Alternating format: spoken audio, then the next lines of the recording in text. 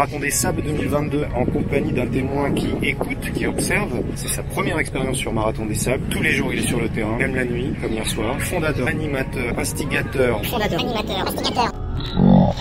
La fée du podcast Course épique, Guillaume Lalu et non pas Mathieu Lalu. Salut Guillaume. Salut Julien, ça va ? Je te remercie. Moi, c'est la première question que je te pose.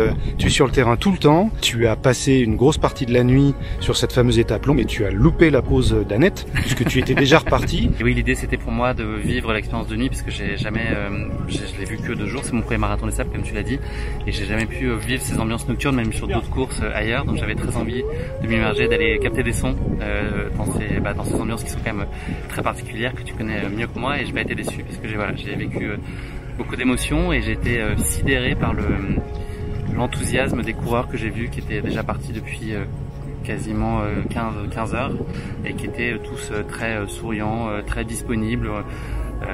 Le mot que j'utilise c'est en mode d'ouverture en fait. Parfois dans des moments comme ça de course, je pense qu'on a tendance à s'enfermer, à partir très loin et à faire de l'introspection. Là j'ai vraiment vu passer que des coureurs ouverts. Alors ce qu'il faut préciser quand même, c'est que tu fais partie des dirt, des purs, des durs, qui ont couru la première étape de 32 km en plein désert.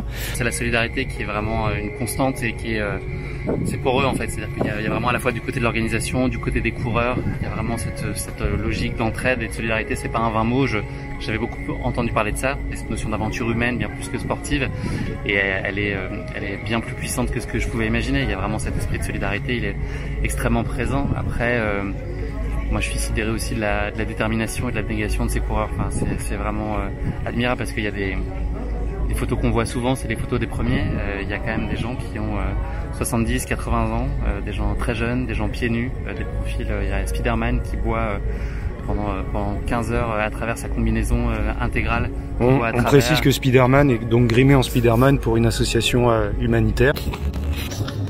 Il va au bout de sa démarche, en tout cas pour lever des fonds pour une association, donc c'est d'autant plus admirable. Voilà, il y a cette empathie aussi qui est très présente.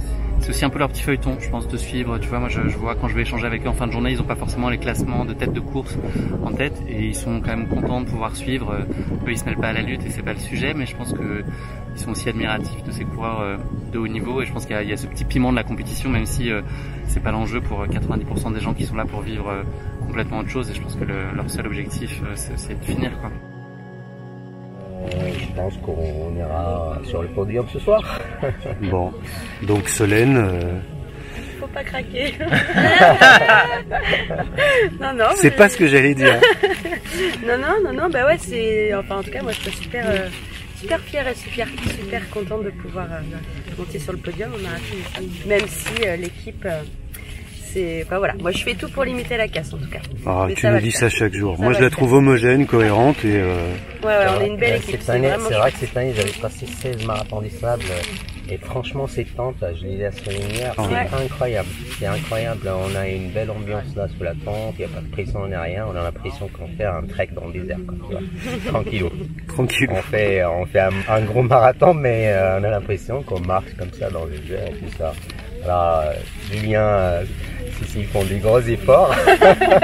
C'est les locaux de l'équipe. C'est les locaux qui se donnent les gros efforts, l'avantage c'est que je suis pendant 1 heure en PLS dans la tente à récupérer le temps qu'ils arrivent, comme ça ils ont l'impression que je vais bien. Bon, la petite bière. Allez, la bonne course à tous là, hein. Et puis comment ce soir il va y avoir ce zap. Bon, comment on dit en arabe là, je sais pas, quelque chose pour la bonne chance, pour la suerte. Had Saïd à tout le monde. Bon, Had Saïd à tout le monde. Had Saïd, voilà, allez, c'est bonne chance. On va voir les autres partir.